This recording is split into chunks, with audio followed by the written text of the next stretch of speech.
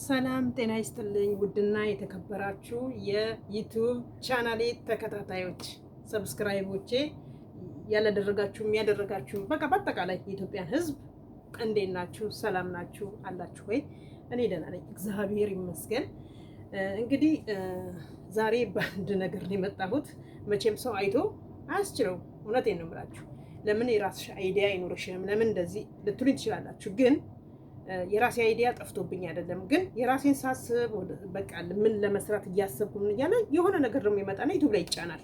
ያ ደግሞ እኔም በቃ ስሜታዊ ያደረገኝና ወደ እነሱ ቪዲዮ ገባና አይና ምንድን ነው ይሄ ነገር የተፈጠረው? ለምንስ እንዲህ ተባለ? ምክንያቱ ምንድን ነው ብዬ በቃ ከራሴ ጀምሮ ጥያቄ ይፈጥርብኛል። ሰዎችንም ለመጠየቅ እንትን እላለሁ። ለምን እንደዚህ ያሉ ብዬ በአካል አግኝቼ ባልጠይቃቸውም በሀሳብ ግን ጥያቄ ይኖረኛል። ምክንያቱም በየቀኑ የምናያቸው አዳዲስ ነገሮች ናቸው። በእርግጥ እኛም ተበላሽተናል። እውነቴን ነው ከራሴም ጭምር።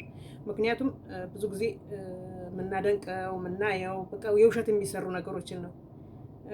በእውነት ነው የምላችሁ።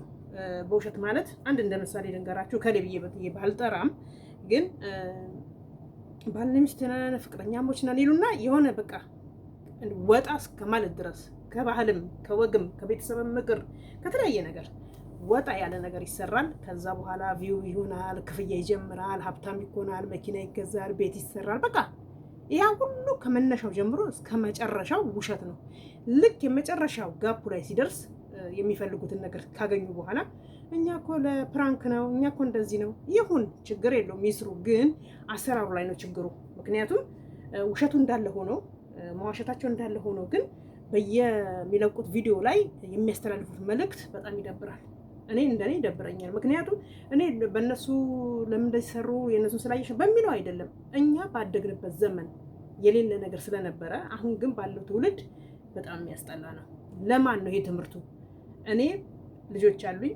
ከልጆቼ የልጅ ልጆቼ ያሉ እንግዲህ እኔ እያየሁ ነው። ገና የልጅ ልጆቼ አያችሁ።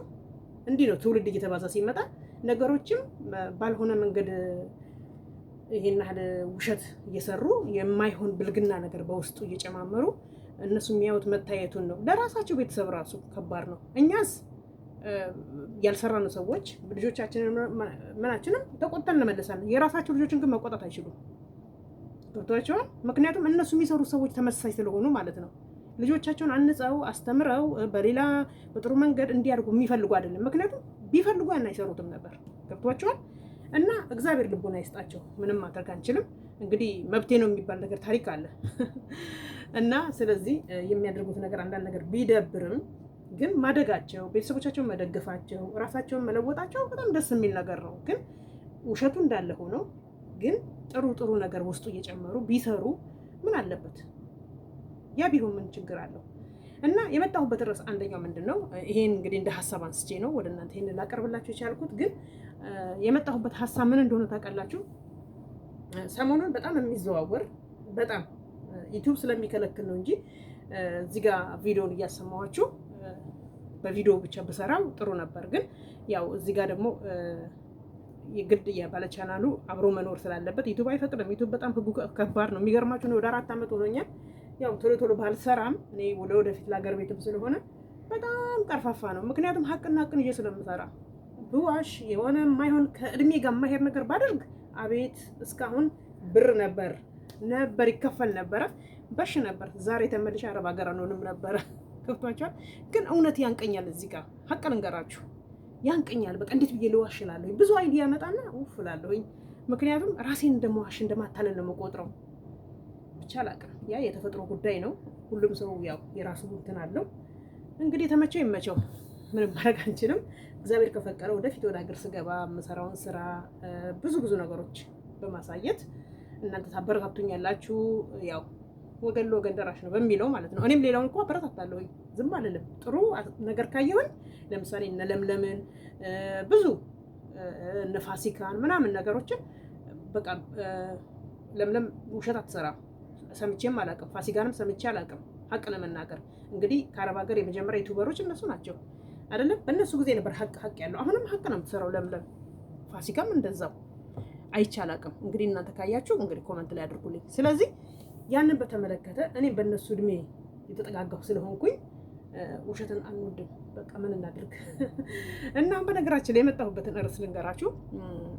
ያው የተወሰነ ማለቴ ቪዲዮንም እንግዲህ ዩቲዩብ ካልከለከለኝ ብዬ ከለከለኛል ብዬ እላለሁ። በቀደምታ በሆነ ሰው ቪዲዮ ሰርቼ ራሴ አብሬ ሆኜ እንትን እያልኩ ሰርቼ ዩቲዩብ ወርኒንግ ብሎኛል። ስለዚህ ዝም ብዬ ፎቶዋን በማስቀመጥ ሀሳቡ እንደሚገባችሁ እርግጠኛ ነኝ። ስለ ጽጌ ሮያል ነው። ጽጌሬዳ የልጄ ስም ነው ደግሞ ጽጌሬዳ። የኔ ልጅም ጽጌሬዳ ነች። እንደሷ ቆንጆ ነች። ደግሞ ደስ የሚለው ነገር ቆንጆች ጽጌሬዳዎች ናቸው። ጽጌሬዳ ድሮም እኮ ውብ ነች። ለመቀንጠስ ስትሄዱ እሾኳን አልፋችሁ ካልሆነ እሾኳ ከባድ ነች፣ አጥሯ ከባድ ነው። ገባችሁ? ይሄ የተፈጥሮ ጉዳይ ነው። ለምን ጽጌሬዳ ተባለች? በዚህ ምክንያት ነው። እና የፍቅር እንትን ነች ጽጌሬዳ። በነገራችን ላይ እና ስለ ጽጌሬዳ ሳወራላችሁ እቺ ልጅ ጥፋቷ ምንድን ነው? እስቲ ንገሩኝ። እስቲ እናንተ አሁን እንደውም እንኳን አሁን ድረስ አለ እንኳን በእኛ እድሜ ከኛ በፊት በእናቶቻችን በአባቶቻችን በቅድመ አያቶቻችን የነበረ ታሪክ ነው ይሄ። ላሊበላ የሚለው ነገር ሰው ነው እንጂ ስም ያወጣለት። አዎ እነሱ የራሳቸውን ስም አላቸው። ያ ደግሞ ሲወርድ ትክክል የተቀመጠው ነገር ብዙ አስተያየቶች ተሰጥቷል። አዎ ያንን ነገር መስከረም ሲጠባ እንደዛ ነው። ምክንያቱም እኛም በራሳችን ልጅ ሆነን በየቤታችን ይመጣሉ። ሲመጡ ምንድን ነው የምንላቸው? ላሊበላዎች መጧል ለምንለው ይሄ ሀቅ ነው እኮ። እኛ ላሊበላ ጎንደር ላይ ያለው ለመስደብ ወይም ለማዋረድ ወይ ለማንቋሸሽ ሳይሆን ይሄ በቃ በስም የተሰጠ ነገር ነው። በቃ ገብቷቸዋል። ብዙ ለምሳሌ አሁን እነሱ ዜማውን ሲያዜሙት 2 ነጥብ የላቸውም። መደዳውን ነው በራሳቸው ስታይል ነው የሚሄዱት። ገብቷቸዋል። ስለዚህ እንደዚህ ላሊበላ ትለፈልፋች ላሊበላ ይመስል እንደዚህ ነገሮች እንኳን አለ። በአንዳንድ ጊዜ በቤት ውስጥ የሆነ ነገር ስንነጋገር አትለፍልፊ፣ ምን ትለፈልፋች ላሊበላ ይመስል እንደዚህ እንባባላለን። ይሄ ያለ እኮ ነው፣ ባህል ወግ ሆኗል እኮ። እኛ እኮ ጥሩ ነገር ቢሆን እኮ መጥፎም ነገር ቢሆን እኮ እንደ ኢትዮጵያዊነት ብዙ የምንጠቀማቸው ነገሮች አሉ። እና ይችል ጥፋቷ ምንድን ነው? ምን አጠፋች? እንደውም ሲያምርባት እነሱ እኮ በራሳቸው መንገድ እንደዚህ መስከረም ሲጠባ ወፍ ጭጭጭ ሲል ከሌሊቱ 11 ሰዓት እንደውም አዛን ሳይል ነው የሚመጡት። እኛ እነሱን ድምጻቸውን ስንሰማ ከእንቅልፋችን ነበር ተነስተን የምንጠብቃቸው። በር ከፍተን እናያለን። ከዛ በኋላ ምን ይሉናል? የዚህ ቤት ስም ማን ነው? አባወራው ማለት ነው። እኛም ደግሞ ልጅ አይደለን እንናገራለን። እንደውም ከእንቅልፋችን ተነስተን መጡ እኮ እንላለን። እነሱ መጥፎ ሰዎች አይደሉም። ይሄ በራሳቸው እምነት የሚያምኑበት ነው። ከብሔር ጋር የሚያገናኘው ነገር የለም። ስለዚህ እች ልጅ እነ ጎሳዬ ማነው የሚባለው ሰው ያው ጎሳዬ የሚባለው ሰው ዘፍኖበታል። እች ደግሞ አንዷ 5ቱ ምናምኖች የሚባሉ ከነዘሪባ ጓደኛ ሆነች ልጅ ለምለም ዘፍናበታለች። በዛን ጊዜ ምንም አይነት ተቃውሞ አልቀረበም። እሷ በጎሳዬ ዘፈን ሰራች እንጂ የራሷ ግጥምና ዜማ አላወጣችም። ይሄንን ደግሞ የምትለው ማለት ይሄንን ሙዚቃውን ማነው ግጥሙን የምትለዋ ሴት ድምፅ የተቀዳ ማለት ጽጌ ደግሞ እያመሳሰለች ካፏ እንጂ ጽጌ በአጠቃላይ አችለውም ያን ሁሉ ነገር። እውቀቱ እነሱ ጋር ነው ያለው። የሚገርማቸው እውቀቱ እነዛ ጋር ነው ያለው። እነሱ ደግሞ የሚያደርጉበት ምክንያት ምንድን ነው? እኛ ከአንድ ሁለት ሲጠየቁ ስንሰማ ይህንን ነገር በአመት ካላደረግን እንቆመጣለን፣ ዘራችን እንደዚህ ማለት ይቆመጣል ምናምን ነገር የሚሉት ነገር እንደ ባህል ነው የተያያዘው። ግን አሁን ጽጌ ላይ ሲሆን ለምን ይሄ በረታ? ለምን በረታ? እንደውም ሲያምርብሽ በሏት። ይሄ ባህል ነው በቃ። መንግስት ሳይሆን በባህላዊ መንገድ የማይሆን ከሆነ ህዝቡ ተወያይቶ ተነጋግሮ ሊወገዝ የሚገባው ነገር ሊወገዝ። ሲጀምር ምን አደረጉ እነዚህ ሰዎች? ቆይ ለምሳሌ ልንገራችሁ። እሺ እነሱን ተዋቸው። በቀትር ላይ ከሰዓት በኋላ ወደ ማታ ጠዋት ላይ መጥቶ ስለ ማርያም የሚሉ የለም አሉ። እነዚህስ ምንድን ነው? ግጥም ነው የሚገጥሙላችሁ በስማችሁ። ከልዬ እንደዚህ ሆነ፣ ክፉ አይንካክ፣ ምርቃት ነው። ሌላ ምን አደረጉ? እስቲ በደንብ አዳምጧቸው። በደንብ የማታዳምጡ ሰዎች ናቸው። ይሄ በቃ እንደዚህ ጋር መወገዝ አለበት። ኦኬ፣ ካልተስማማችሁ፣ ይሄ ነገር ካልተመቻችሁ መነጋገር ትችላላችሁ። እነዚህ ሰዎች በየበራችን ላይ መጥተው አሞገሱን፣ አከበሩን። ምክንያቱም ከእጃችን የሆነ ነገር እንድንሰጣቸው ነው። አጥተው እንዳይመስሏችሁ። እንደነሱ ገንዘብ ያለው የለም። ገባችሁ? እንደነሱ ብር ያለው የለም። የሚገርማችሁ ደግሞ የተናቁ ሰዎች ናቸው ከፍ የሚሉት። ይሄ ደግሞ ቃሉም ይላል። ስለዚህ ለምንድን ነው በዚህ ደረጃ ይቺን ልጅ ለመጣል? ይቺ ልጅ ከብዙ ፈተና ባለፈው ስትጠየቅ እናቴ አረብ ሀገር ነበረች፣ እንደዚህ አያችሁ፣ ለቤተሰቦቿ የቆመች ምሰሶ ነች። ታዋት፣ ትስራበት። አንድ ነገር እኮ መጥፎ ነገር አይወጣባትም። እሷ እኮ ዩቲዩብ ስትሰራ ሲያምርባት፣ ቀልዷ ያምርባታል፣ ጨዋታው ያምርባታል፣ ቁጣዋ ያምርባታል። ታዋት፣ ትደግበት፣ አትመቀኙ። ብትመቀኙ እኮ የእሷ ወደ እናንተ አይመጣም።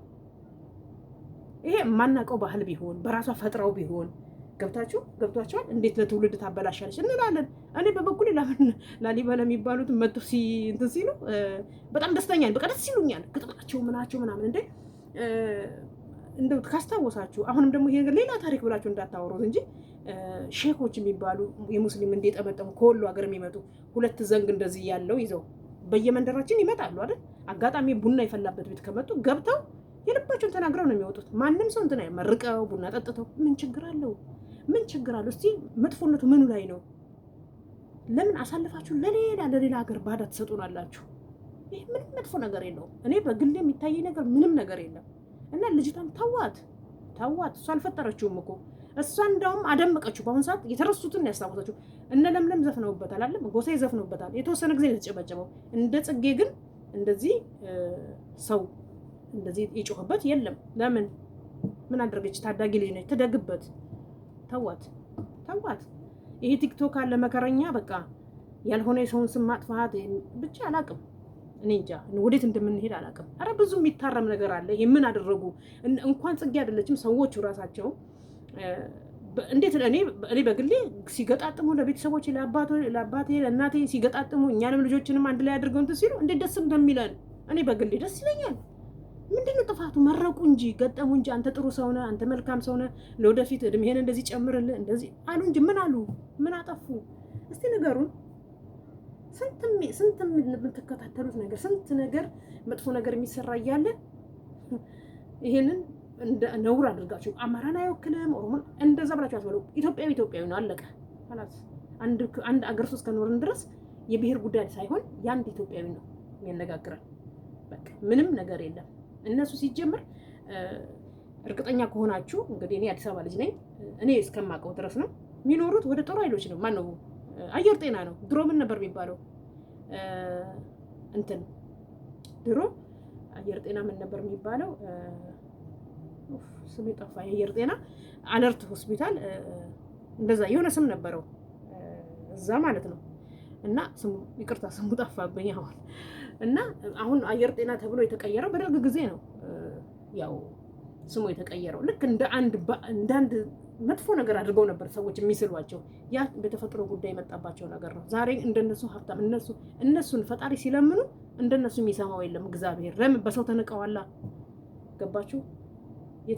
በሰው የተናቀ በእግዚአብሔር ከፍ ያለ ነው። ስለዚህ እቺ ልጅ ምንም አላደረገችም። ገብረ ክርስቶስ አስታወስ። ገብረ ክርስቶስ ሲባል የሚታሰቡ ሁሉ በቃ እጃቸው እግራቸው ምናምን ነገር ያው እንትን ያለባቸው ማለት ነው። ለነሱ ክብራቸውን ላለመንካት ስል ነው ይሄንን እንደዚህ ምለው እንጂ አላቸው ያው ችግር የለውም። ደርግ ደግሞ መድኃኒት አምጥቶ ወደፊት የሚወለዱ ልጆች እንደዚህ ነገር እንዳይመጣባቸው ብሎ ያንን ሆስፒታል እንደተቋቋመ ስንት ነገር እንደተደረገ ዛሬ ብታዋቸው ሸበላ ናቸው። ዛሬ ጋብቻ ሲመረጥ ዘር ይመረጣል እንዴ? በአሁኑ ሰዓት ማነህ ከሌ ይባላል እንዴ? የለም ቀርቷል። አሁን አያችሁ ጊዜ ቀይሯል ሁሉን ነገር። ስለዚህ እቺ ልጅ ተዋት። ጽጌ ምንም ያጠፋችው ነገር የለም። ድምፁ ላይ ገብታ እሷ አፏን አንቀሳቀሰች እንጂ ይሄንን ነገር የምትለው ለምን መሰላችሁ? ትክክለኛ ኦርጋኒኩን ነው አምጥታ ከራሷ ጋር ያቀላቀለችው። እቺ አብራት የምትሰራዋ ሴትዮ ድምፅ የምታወጣው ትክክለኛ ነች። ላሊበላ የተባለበት ነገር በቃ ይሄ በተለምዶ የተደረገ ነገር ስለሆነ እንጂ ስማላቸው የራሳቸው። ይሄንን እኮ ንገራችሁ ባያምኑበት እኮ ሰው ፊትን አይገርፋቸውም። ግን ማንም ሰው ዞር በሚላቸው የለም። ከምር ያቅማቸውን ነው ሰው የሚሰጣቸው። ደስ ይላል ግጥማቸው፣ ደስ ይላል አነጋገራቸው፣ ለዛቸው። በቁጣ አይደለም ጥያቄያቸው። አሞግሰዋችሁ ማንም ክብር ያልሰጣችሁ እንዴት ክብር እንደሚሰጧችሁ እስቲ አዳምጡት ምን እንደሚሏችሁ። ይሄ ትልቅ ትህትና ነው። ምን አደረጉ በተረፈ? ከኛ በላይ ሀብታሞች ናቸው። ከኛ በላይ ብዙ ነገር ያላቸው ናቸው። ብትሄዱ እዛ አየር ጤና ብትሄዱ ያላቸው ቦታ ያላቸው ከብት ሀብታቸው እንደነሱ ለመጀመሪያ ጊዜ በኢትዮጵያ ውስጥ ካቻማሊ መኪና የገዛ የለም እኮ እውነቱን ስነግራችሁ። ገባችሁ? ስለዚህ ይቺ ልጅ ምንም ያደረገችው ነገር የለም። ወንጀሏን አታብዙ። ትስራበት፣ ትኑርበት። አለቀ። ብዙ አላማ ያላት ልጅ ነች። እግዚአብሔር ደግሞ እንድትሰራ እንድትበረታ እመቤቴ ማርያም ጥላ ከለላ ሆናታለች። በቃ ተዋት። ምንድን ነው እዚህ ቲክቶክ ላይ እየተቀመጣችሁ? እኔ ሁሉም አውቃለሁ። እሺ ሁላችሁም አዋቂው ናችሁ። አላዋቂው ማን ነው? እናንተ ራሳችሁ ናችሁ። ስለዚህ ተዋት። በቃ ትስራበት፣ ትኑርበት።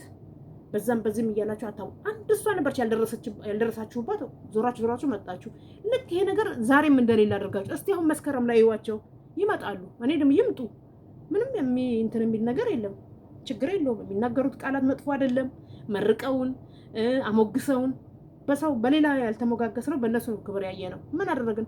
ቢኖረን የሆነ ነገር ከሰጠናቸው ነው፣ ካልሰጠናቸውም እግዚአብሔር ይስጣቸው። በሌላ ቀን እሺ ብለው ነው እንትን የሚሉት እነሱ። በአመት አንዴ መጥቶ በራችን ላይ ስለቆሙ የዚህን ያህል ማካበድ፣ ይሄ እኮ ልንገራቸው፣ ችግር በእኛ ሀገር ብቻ አይደለም፣ ችግርም እንኳን ቢሆን ማለት ነው። እነሱ ግን ከኛ በላይ ሀብት አላቸው፣ ገንዘብ አላቸው። እግዚአብሔር በረከት ይሰጣቸዋል። ለምን? በሰው ስለተናቁ አለቀ። ስለዚህ ልጅቷን ተዋት ነው የምለው። እኔ በጣም ተሰምቶኝ ነው በእውነት። እኔ በጣም ደስ የምትለኝ ልጅ ነች፣ ጎበዝ ልጅ ነች። ጥረቷ ልፋቷ በጣም ደስ ይላል። በቃ አሁን ደግሞ እድሜዋ የደረሰበት ሰዓት ነው። ወይ ልታገባ ትችላለች፣ ወይ ብዙ ነገር አለ። እዚህ ላይ እንቅፋት አትሆኑባት፣ ሀሳብ አትልቀቁባት። በቃ ተዋት እንዴ።